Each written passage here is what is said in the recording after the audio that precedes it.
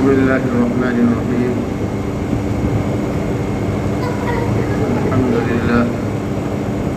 الحمد لله رب العالمين، والصلاة والسلام على سيد المرسلين محمد وعلى آله وأصحابه أجمعين، أما بعد.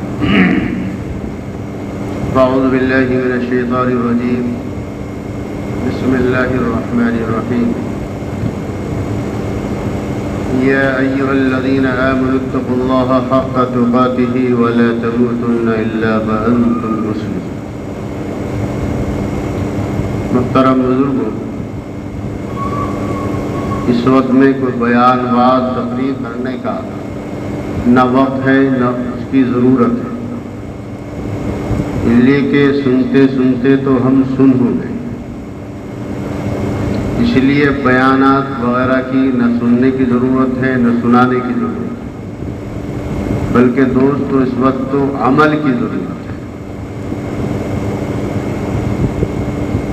میرے محترم بزرگوں، پہلے تو میں اس بات کی طرح نشاندہی کر دوں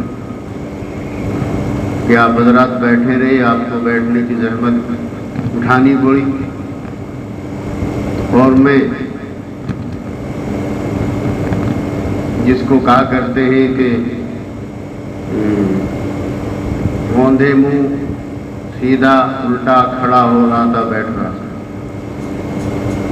اس میں بعض لوگ کے ذہن میں یہ بات آ رہی ہے، بھئی ہمیں تو بٹھا دیا اور اپنا آپ لگ گئے نماز میں.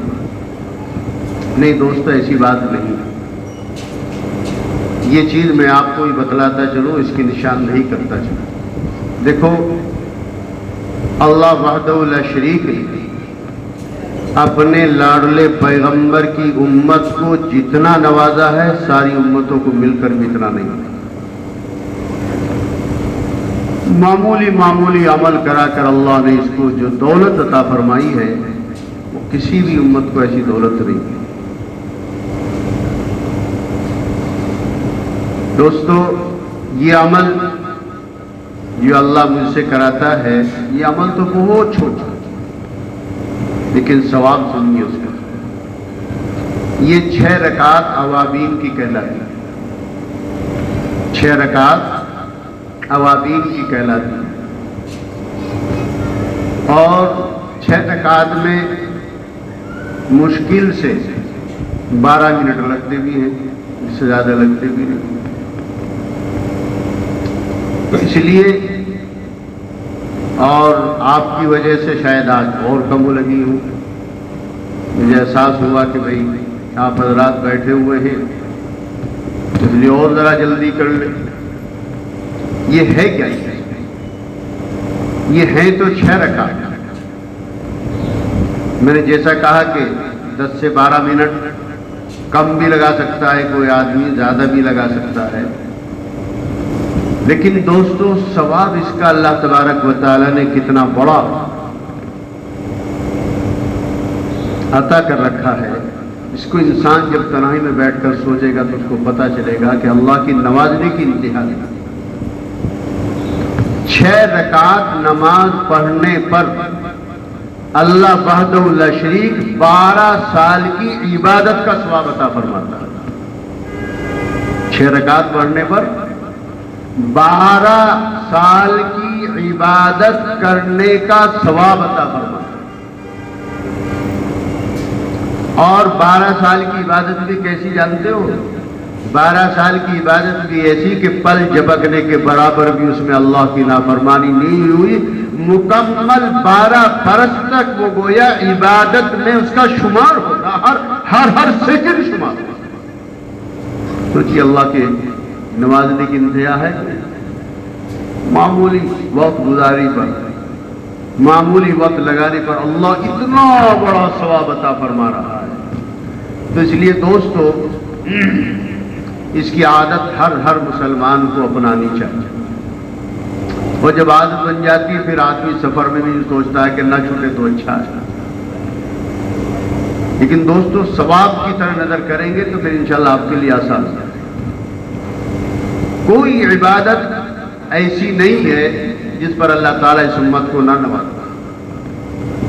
بہرحال یہ موضوع الگ چلا جائے گا، میں تو اس لیے کہ بعض حضرات کے ذہن میں بات آئی کہ اس کی تشریح کر دوں ذرا سا، تاکہ شوق بھی پیدا ہو جائے۔ اگر کسی اللہ والے کو اگر شوق پیدا ہو گیا، میں بھی 6 رکعت اوابین کی انشاءاللہ ضرور پڑھا کروں گا، تو 12 برس کا روزہ، 12 برس کا ایک سال میں نہیں، 12 برس کی عبادت کا ثواب روزانہ آپ حاصل کر سکتے۔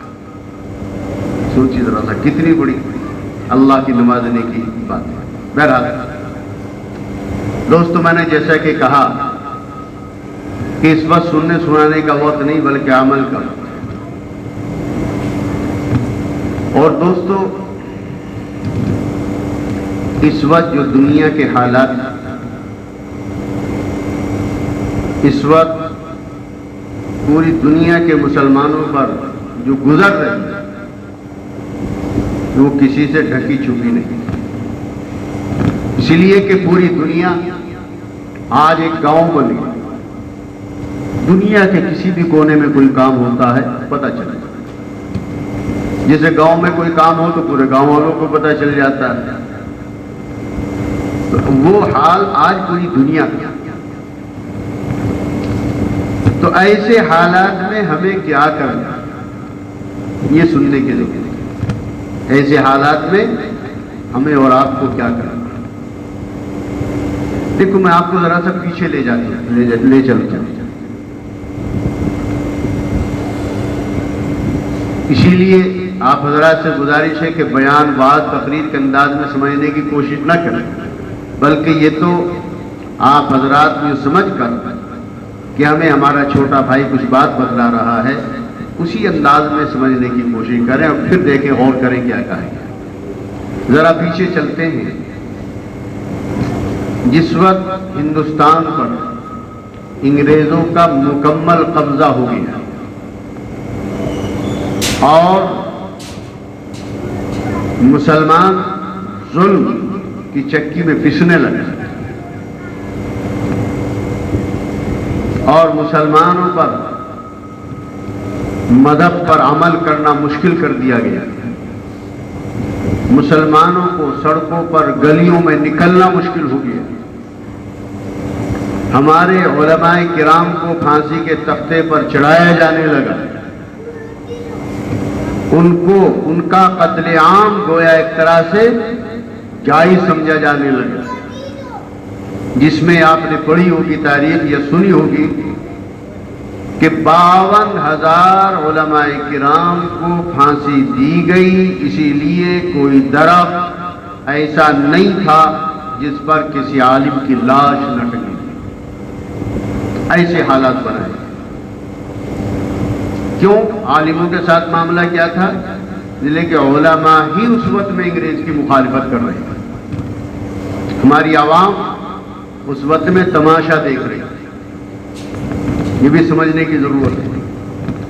دوستو، آج ہم چاہے علماء کو حقارت کی نگاہ سے دیکھتے ہوئے، چاہے علماء کی ناقدری کرتے ہوئے، چاہے امام کو اپنا نوکر سمجھا جاتا ہو، کسی بھی حال میں ہو، لیکن دوستو اصلیت یہی ہے، جب کہ قوم پر حالات آئے، اس وقت اگر کوئی کام آئے تو یہی علماء کرام، یہی چٹائیوں پر بیٹھ کر پڑھنے پڑھانے والے، اور یہی جو قال اللہ قال الرسول کا درس دینے والے اپنے سر پر کفن باندھ کر یہ قوم کے سامنے کھڑے ہو گئے اور سپر سے سپر پاور طاقت سے ٹکرانے کی شکل اختیار کی، اور اللہ نے ایک دن وہ کیا، سپر پاور طاقت کو یہاں سے بھاگنے پڑ گئی۔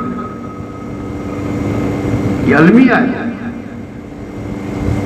تو اس لیے علماء کرام ہی کو پھانسی کے تختے پر چڑھایا جا رہا ہے، علماء کرام ہی کو جیلوں میں ڈالا جا رہا ہے۔ اور دوستو، آج بھی کلیجہ دہل جاتا ہے جب واقعات کی طرح ہم چلتے ہیں، جب واقعات کی روشنی میں کوئی بات بتائی جاتی ہے تو دوستو آج بھی انسان ہمت نہیں کر پاتا، رونگٹا اس کا کھڑا ہو جاتا۔ حضرت مولانا جعفر علی تھانیسری رحمۃ اللہ علیہ کا واقعہ اگر میں آپ کو بتاؤں کہ ان کے تمام پورے قافلے کو، جس میں صرف علماء کرام ہیں، امرتسر سے کالے پانی لے جانا، جہاں ٹرین 24 گھنٹے میں پہنچ جاتی ہے۔ ان کی ٹرین کتنے دنوں میں پہنچی؟ 1 مہینے میں پہنچی۔ ان کی ٹرین 1 مہینے میں پہنچی۔ ایک ایک ہفتہ اس کو کھڑا رکھا جاتا تھا اسٹیشنوں کو، اور کس حال میں رکھا گیا ان کو وہ سنیے ذرا سا۔ پنجروں میں بند کر کے رکھا گیا، اور پنجرے کیسے؟ ان کے اندر تکلے دیکھے ہوں گے، تکلے تو جانتے ہوں گے نا، لوہے کے ہوتے ہیں چبھانے والے، تو تکلے وہ ایسے لگے ہوئے، بس اتنا کہ کھڑے ہونے کی جگہ باقی، کھڑے ہونے کی جگہ باقی اس طرح لگائے گئے، اور آدمی بیٹھ نہیں سکتا۔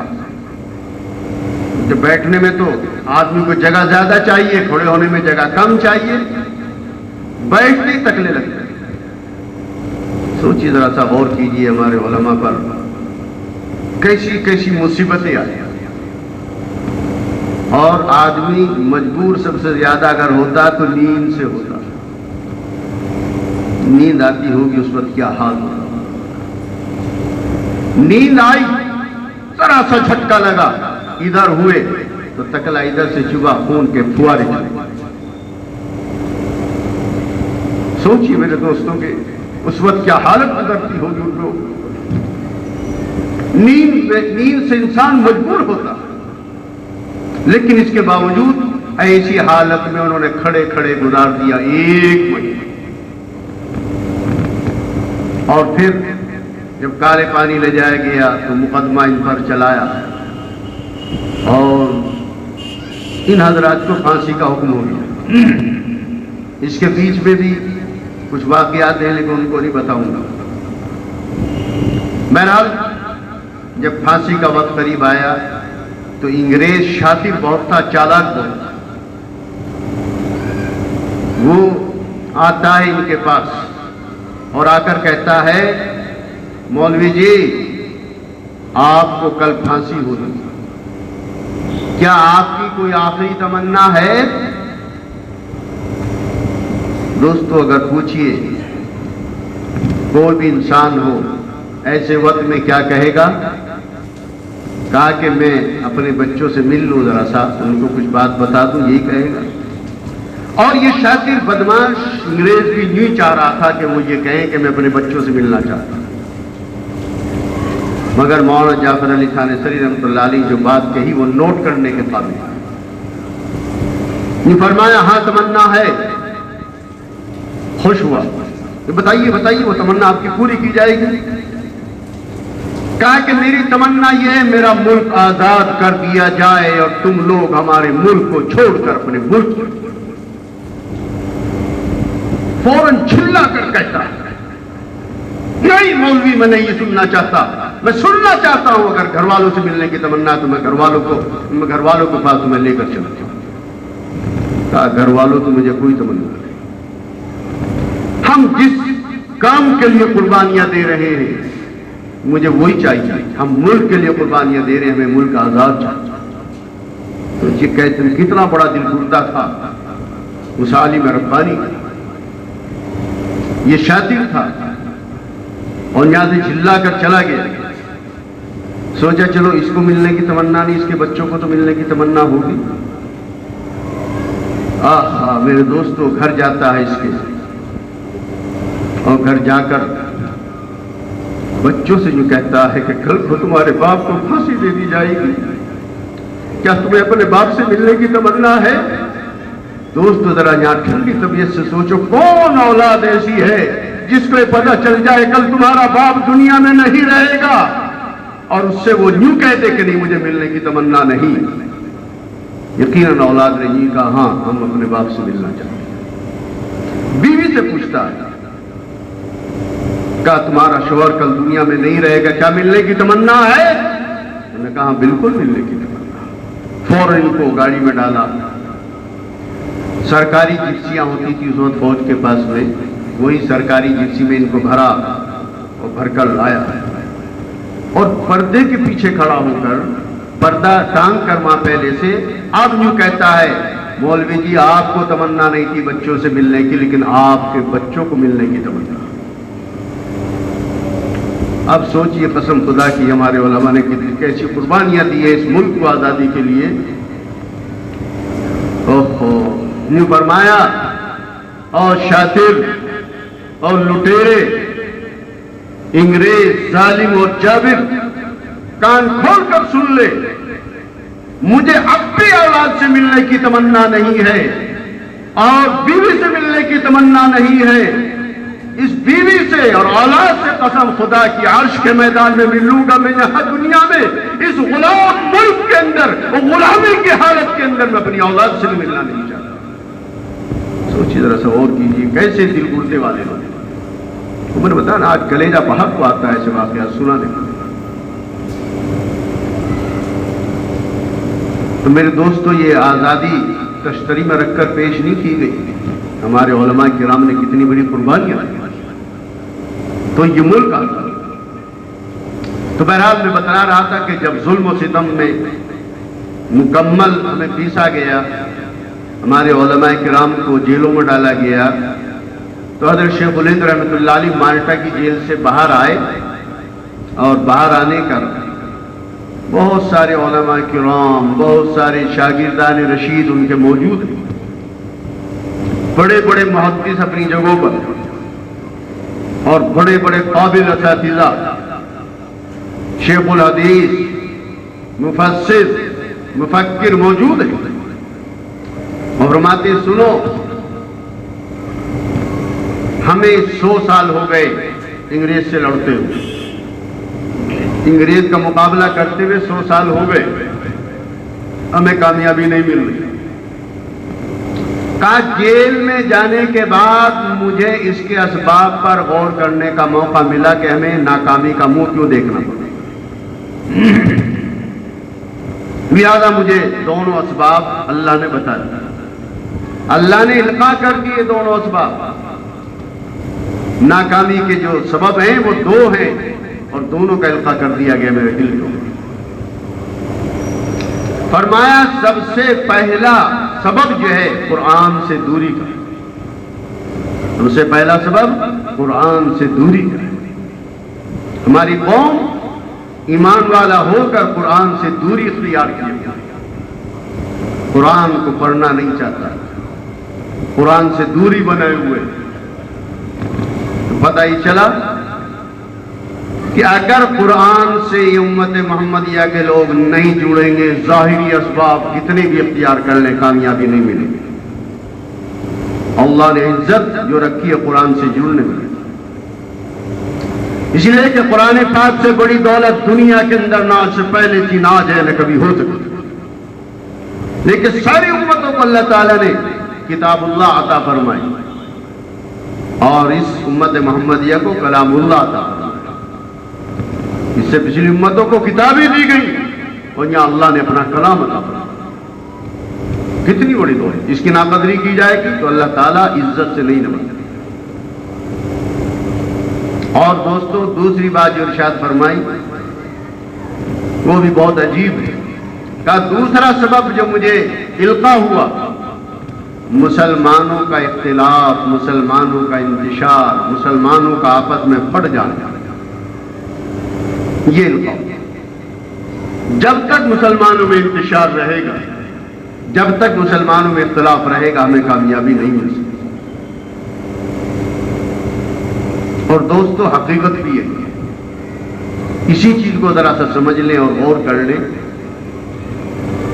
کہ ہم مختلف کیوں ہیں ہمارے اندر اختلاف کیوں ہے.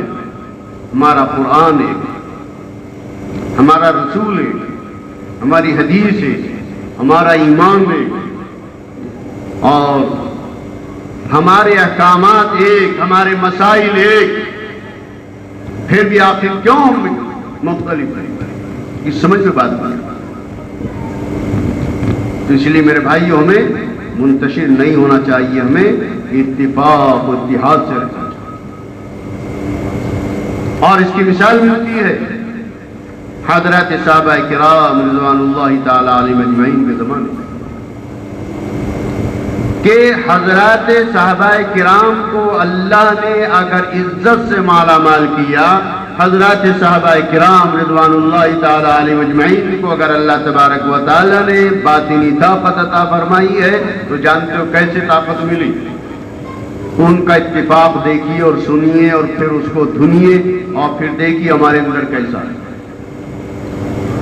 جس وقت مکہ المکرمہ سے ہجرت کرنے کا حکم ہو گیا اور مدینہ طیبہ حضرات صحابہ کرام گئے، آقا انعامدار سرور کائنات جناب محمد الرسول اللہ صلی اللہ علیہ وسلم بھی تشریف لے گئے، تو دوست وہاں اللہ کے لاڈلے پیغمبر نے سب سے پہلا جو کام کیا وہ دو کام کیے، اس کو سمجھنے کی ضرورت ہے اور پھر غور کرنے کا موقع۔ سب سے پہلے اللہ نے مسجد اور مدرسہ بنایا، سب سے پہلے مسجد اور مدرسہ بنایا، یہ ایک کام ہے، دونوں الگ الگ نہیں۔ مسجد بنائی اور مدرسہ بنایا۔ مدرسہ کون سا بنایا؟ صفہ جس کو کہا جاتا ہے، جس کے پڑھنے والوں کو اصحاب صفہ کہا جاتا ہے۔ مسجد بنائی اور مدرسہ قائم۔ پتہ ہی چلا کہ مدرسہ اور مسجد ہماری آبادی کا ذریعہ ہے، ہماری آبادی کا ذریعہ۔ اگر ہم ان کو قائم کریں گے، اگر ہم ان کو آباد کریں گے، اللہ وحدہ لا شریک جو حاکموں کا حاکم ہے، مالکوں کا مالک ہے، آقاؤں کا آقا ہے، بادشاہوں کا بادشاہ ہے، طاقت والوں میں سب سے زیادہ طاقت والا ہے، میرے دوستو اللہ تبارک و تعالی ہمیں بھی طاقت عطا فرمائے گا۔ اگر ہم مسجدوں کو آباد کریں گے، مدرسوں کو آباد کریں گے، تو اللہ تعالی ہمیں بھی آباد کرے گا۔ اور اگر ہم نے مسجدوں کو برباد کیا، ویران کیا، مدرسوں کی دیکھ بھال نہ کی، اللہ بھی ہمیں آباد نہیں کرے گا۔ مسجد اللہ کا گھر ہے، مدرسہ اللہ کے رسول کا۔ ہم یہ چاہیں ان دونوں کو ویران کر کے ہم آباد ہو جائے، نہیں ہو سکتا۔ ہم ان دونوں کی آبادی کو سوچیں گے، اللہ ہمیں آباد کرے گا۔ سیدھی سیدھی کیوں؟ اس لیے کہ مدرسہ جو ہے یہ قرآن پاک کے سیکھنے سکھانے کا تو ذریعہ ہے، وہ قرآن سے جڑنے کیا۔ بہرحال ایک تو یہ کام کیا، دوسرا کام کیا کیا؟ سب کو جمع کیا، مہاجرین کو بھی اور انصار کو، اور دونوں کو بٹھا کر آپس میں بھائی چارگی قائم کرا دیا۔ مہاجر کا ہاتھ پکڑا، انصاری کا ہاتھ پکڑا اور کہا دیکھو آج سے تم اس کے بھائی، یہ تمہارا بھائی۔ اللہ کے لاڈلے پیغمبر نے اس کے علاوہ کچھ نہیں کہا کہ تم اپنے بھائی کے ساتھ کیا معاملہ کرو، تم مروت کا معاملہ کرو، ہمدردی کا معاملہ کرو، غمگساری کا معاملہ کرو، اور ان کے ساتھ جو ہے لین دین کا معاملہ کرو، کچھ نہیں فرمایا، بس اتنا فرمایا آج کے بعد تم اس کے بھائی، یہ تمہارا ہے۔ میرے دوستو سنیے، انصاری اپنے مہاجر بھائی کا ہاتھ پکڑ کر لے جاتا اپنے گھر، اور لے جا کر یوں کہتا ہے دیکھ میرے بھائی، آج سے تم میرے بھائی بن گئے، یہ میرا مکان ہے، آج کے بعد آدھا تمہارا آدھا۔ کہا میرے پاس باغ ہے، آج کے بعد آدھا تمہارا آدھا۔ اور کہہ دیا جا کر دیکھو میرے بھائی، میرے پاس یہ تجارت کا مال ہے، آدھا تمہارا آدھا۔ ہر چیز آد و آد بانٹ دی اور اس تعلق کی انتہا کر دی، بھائی ہونے کا حق ادا ایسا کیا آج سے پہلے بھی کسی قوم نے ایسی مثال پیش نہیں کی اور آج بھی نہیں کی جا رہی ہے۔ یوں کہہ دیا دیکھ میرے بھائی، میرے پاس میں 2 بیویاں ہیں، میں ان میں سے ایک کو طلاق دے دوں، عدت گزارنے کے بعد تم اس کو اپنے نکاح میں دے دو۔ یعنی ہر چیز آد و آد بانٹنے کے لیے تیار۔ جب وہ اس کام کو کرنے والے بنے تو باپ جی سوچتے ہوں گے کہ صاحب انہوں نے ان کی چیزوں پر، ساری چیزوں پر قبضہ کر لیا ہوگا، نہیں، ان کی بھی تو تربیت نبی کریم صلی اللہ علیہ وسلم ہی نے کر رکھی تھی۔ اگر وہ ادوات مال پر، ادوات چیزوں پر قبضہ کر لیتے جائز تھا، ان کے لیے جائز تھا، مگر جائز ہونے کے باوجود معلوم ہے جواب کیا دیا انہوں نے؟ یوں کہا میرے بھائی یہ گھر تمہیں مبارک، یہ گھیر تمہیں مبارک، یہ دکان تمہیں مبارک، یہ تجارت کا مال تمہیں مبارک، یہ بیوی تمہیں مبارک۔ کسی نے کہا مجھے کھیت کا راستہ بتایا جائے، میں اس میں محنت کروں گا اور ان چیزوں کو حاصل کروں گا۔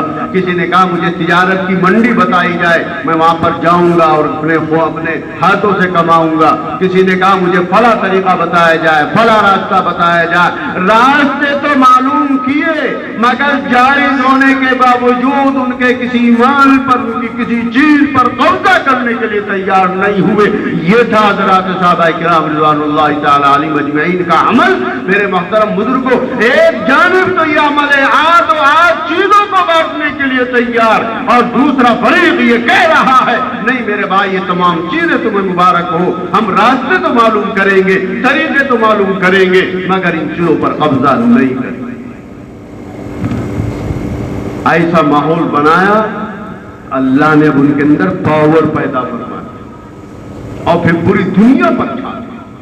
تو پتہ یہ چل رہا آپس میں اتفاق، آپس میں ایک دوسرے کے ساتھ ہمدردی، اور آپس میں ایک دوسرے کے ساتھ بہی خائی، اور آپس میں غم گساری، اور آپس میں ایک دوسرے کے ساتھ دوستی اور محبت کا معاملہ انہوں نے اختیار کیا۔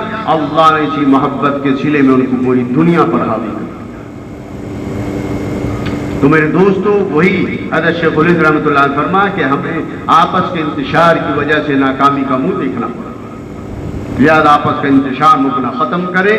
لہذا وہی بات آج کے اس گھنگور گھٹاؤ کی موجودگی میں، ظلم و ستم کی جو آندھیاں چل رہی ہیں، ایسے حالات میں اگر ہم یہ چاہتے ہیں کامیاب ہو جائیں تو میرے دوستو ہمیں آپس میں ایک تو ہونا ہی پڑے گا، ہمیں محبت کا پیش کرنی ہی پڑے گی، محبت سے رہنا ہوگا، محبت سے کام کرنا ہوگا، اپنے بھائی کے ساتھ ہمدردی دکھانی ہوگی۔ اگر ہم نے ایسی زندگی گزاری، قسم خدا کی آج بھی اللہ کی مدد رکے گی نہیں، تیار ہے۔ قرآن سے ہمارا جوڑ ہو، ہمارے دل میں مسلمان کی ہمدردی اور بھلائی کا معاملہ ہو، اللہ کی مدد آنے کو نہیں، اللہ کی مدد نا انتشاری کی بنا پر جائے رک جائے۔ دیکھو ایک چیز کا مثال پیش کر کے پھر میں آگے بڑھتا ہوں، اور وقت بھی ہونے جا رہا ہے کیونکہ جانا ہے، ہمیں کھڑگون جانا ہے، عشاء میں وہاں بیان ہے۔ دیکھو آقا رحمت صلی اللہ علیہ وسلم گھر میں موجود ہے، اور آپ نے لوگوں کو جمع فرمایا کہ لوگ سارے جمع ہو جائیں۔ ایک کے ذریعے حضرت ابو ہریرہ رضی اللہ تعالیٰ عنہ گئے، کہا لوگوں کو جمع کر کے لاؤ۔ لوگ جمع ہو گئے، اور اللہ کے لاڈلے پیغمبر نبی کریم صلی اللہ علیہ وسلم بتانے والے تھے کہ شب قدر کون سی تاریخ میں ہوگی، یہ بتانے والے واقع موجود ہے فضائل اعمال میں، آپ پڑھ سکتے ہیں۔ وہاں لوگ جمع ہو گئے، مگر اتفاق ایسا دو مسلمان آپس میں تو میں کر رہے ہیں، ان کی لڑائی کبھی ہاتھا پائی کی نہیں ہوئی، بس تو میں ہو جاتی، تو میں ہوئی۔ اللہ کے لاڈلے پیغمبر نبی کریم صلی اللہ علیہ وسلم کی اتفاق سے ان کی تو میں ہونے کے بعد آواز سن کر بات تشریف لائے، اور ظاہر سی بات اس کے بعد تو میں تھوڑا ہی ہو جاتی، پھر تو ان کو خاموش ہونا ہی تھا۔ مگر اللہ کے لاڈلے پیغمبر کے گھر کے سامنے تو میں ہونے کی وجہ سے اللہ تبارک و تعالی نے اپنے لاڈلے پیغمبر کے ذہن سے وہ رات بھلا۔ اللہ کے لاڈلے پیغمبر نے ارشاد فرمایا، کہا میں آج آپ لوگوں کو بتانے کے لیے اس لیے جمع کیا تھا کہ میں شب قدر کو بتلا دوں کون سی رات میں ہوتی ہے، اس لیے، لیکن آپ لوگوں کی اس لڑائی نے، آپ لوگ اس تو میں نے، آپ کے اس اختلاف نے میرے ذہن سے وہ بات بھلا دی۔ تو میرے دوستو، یہ کتنی بڑی خیر اڑ گئی جب صرف تو میں سے اتنی بڑی خیر اٹھ سکتی ہے، تو بتاؤ ایمانداری سے، اے شمع رسالت کے پروانوں، اے محمد مصطفیٰ کے غلاموں، اے کلمہ طیبہ لا الہ الا اللہ محمد رسول اللہ کے پڑھنے والوں، بتاؤ پھر اگر ہم آپس میں ایک دوسرے کے دشمن بنیں گے، ایک دوسرے سے نفرت کریں گے، ایک دوسرے کو نیچا دکھانے کی کوشش کریں گے، تو دوستو ہماری یہ خیر جو ہمیں خیر حاصل ہونے والی ہوگی وہ کیسے نہیں اٹھے گی، وہ بھی ہو جائے گی۔ اس لیے ہمیں آپس میں محبت سے پیش آنا ہے، ہمیں آپس کے اندر ایک ہو کر رہنا ہے اگر اللہ کی مدد چاہیے۔ ایک تو یہ کام کر لیں، اور ایک چیز اور بتاتا چلوں جس کو ضروری، دیکھو دوستو، پہلا دور یہ تھا کہ جہاں ذرا سے حالات خراب ہوئے ہم کیا کرتے تھے معلوم ہے؟ کیا کرتے تھے؟ کٹارے پڑے جا کرتے تھے، بیج جن کو کہا جاتا ہے، کئی کٹارے کے بیج، کئی کچھ اور دانے، کیا پڑھا جاتا تھا بھائی ان سے؟ ہے کوئی آدمی بتانے والا؟ بتائیے کیا پڑھا جاتا تھا بھائی؟ ماشاءاللہ ہیں، دو چار آدمی ہیں بتانے والے۔ آیت کریمہ لا الہ الا انت سبحانک انی کنت من الظالمین، یہ آیت کریمہ پڑھتے ہیں۔ جانتے ہو یہ آیت کریمہ کیا ہے؟ بس یہ بات بتا دوں، یہ آیت کریمہ میرے دوستوں وہ ہے کہ حضرت یونس علیہ السلام کو مچھلی نے نگل لیا، مچھلی نے نگل لیا اور اپنے پیٹ میں لے لیا، پانی کی تہ میں چلی گئی۔ پانی کی، پہلے تو پانی میں جانا ہی ایک بہت بڑی بات، پھر پانی کی بھی تہ میں چلے گی، نیچے چلے گی۔ اسی لیے 3 اندھیروں کو شمار کیا قرآن پاک نے، وقت نہیں بتانے کے لیے جو بتا دیا، ایک مچھلی کا پیٹ، دوسرا پانی کا اندھیرا، تیسرا تہ میں چلے جانا، یہ 3 اندھیروں میں چلے گئے۔ بتائیے ایمانداری سے وہاں وہ کتنے ہاتھ پیر مار لے، نکل سکتے تھے؟ ناممکن تھا، ناممکن تھا، مگر وہاں انہوں نے اللہ کو پکارا اور یہی کلمہ پڑھا، لا الہ الا انت سبحانک انی کنت من الظالمین۔ جیسے انہوں نے آیت کریمہ پڑھی، اللہ وحدہ لا شریک نے مچھلی کو حکم دیا ہے، مچھلی خبردار، وہ ہمیں پکار رہا ہے، ہمیں اس نے پکار لیا، اب اس کو اپنے بدن کی غذا بنانے کی ضرورت نہیں ہے، جیسے اس کو نگلا ہے صحیح سالم ایسے ہی اس کو باہر اگل، جہاں سے آنے کی کوئی شکل نہیں تھی، نکلنے کی کوئی شکل نہیں تھی، مگر اس آیت کریمہ کے پڑھنے کی برکت سے مچھلی کو آرڈر ہوا، مچھلی باہر آئی اور اسی طرح سے سالم اگل گیا۔ دوستو اگر آج ہم بھی پڑھیں گے کہ اللہ تعالیٰ وہ کام نہیں بنائے گا جو ناممکن ہے، نہیں بنائے گا آج بھی اللہ، لیکن ہم پڑھتے ہی نہیں۔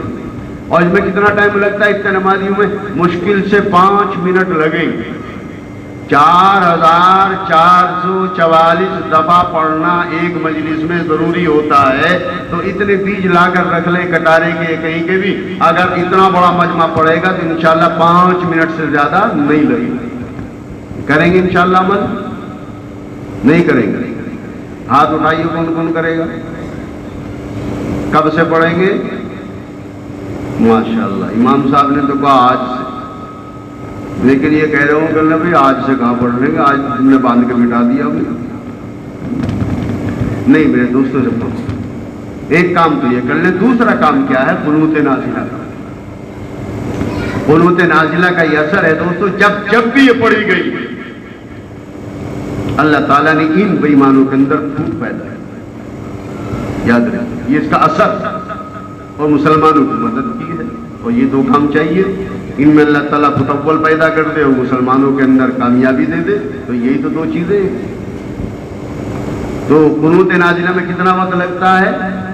1.5 منٹ۔ کتنا وقت لگتا ہے؟ 1.5 منٹ۔ اور آیت کریمہ میں کتنا لگتا ہے؟ کتنا بتا میں نے؟ 5 منٹ۔ 5 منٹ اور 1.5 منٹ کتنے ہو؟ 50 منٹ کتنے ہوتے ہیں؟ بتا دو اللہ کے بندو، آپ لوگ حسابی لوگ ہیں، مولوی تو ہوتا ہے کہ اناڑی ہوتا ہے، بھائی آپ کے یہاں کے مولوی لوگ جو ہیں کبھی ناراض ہو جائیں، میں تو اناڑی ہوں، سیدھی سی بات ہے، تو اس لیے حساب کو جب پتہ نہیں رکھتے، یہ تو اس لیے آپ ذرا بتاؤ 1.5 منٹ اور 5 منٹ کتنے ہوتے ہیں؟ جو قوم اپنے لیے اپنی بھلائی کے لیے 6-7 منٹ بھی خرچ نہ کر سکے، اس کو جینے کا حق کہاں ہے؟ بتاؤ دوست، ہے حق؟ تو اس لیے میرے بھائیوں ہمیں چاہیے ہم قنوت نازلہ کا بھی ورد کریں اور آیت کریمہ کا بھی ورد کریں اور اپنے اندر آپس میں اتفاق و اتحاد بنائیں. انشاءاللہ کامیابی آپ کے قدم چومے گی اور انشاءاللہ ان بےایمانوں کا منہ کالا ہوگا. اس سے پہلے منہ کالا ہوا, آج بھی منہ کالا ہوگا. مسلمان کا بول بالا کل بھی تھا, آج بھی, اور انشاءاللہ قیامت تک رہے گا انشاءاللہ. دعا کرو.